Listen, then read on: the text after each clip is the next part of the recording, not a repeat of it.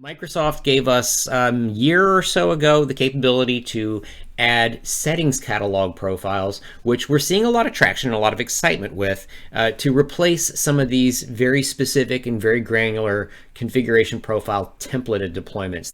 And I wanted to take a moment and look at whether or not we should be converting all of our templated deployments to settings catalogs. Now, if you have a lot of profiles, you might think, yeah, okay, it's time to clean this thing up and switch them over to settings catalogs. And I don't necessarily disagree. I do think the templated profiles are very convenient for their reusability. If you want to package them up, take all these different ones that you like here and throw them together into a policy set, then we can take that policy set and assign things like a standard image or a privileged access workstation. So we can get a little bit more specific about how we reuse our configuration profiles if we have gone in and created these nice templated versions. However, the settings catalog is a fantastic option if you are importing from Active Directory group policy objects, or if you like to build your standard image based on one policy for everything, or one profile kind of gets you all the stuff that you need.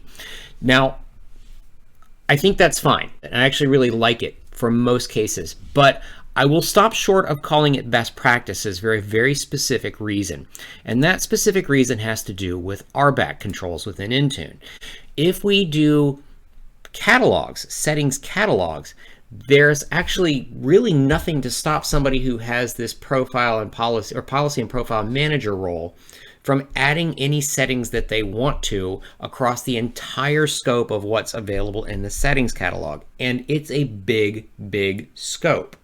So if we want to ensure that the right admins are assigning only the right controls from the right templates to the right devices at the right times and in the right ways, settings catalogs may actually not comply with the principle of least privilege. Settings catalogs are fantastic, again, for pulling in a vast amount of configuration to do the least amount of deployment. But if you go that route, make sure that your roles match the way that you intend to use these guys.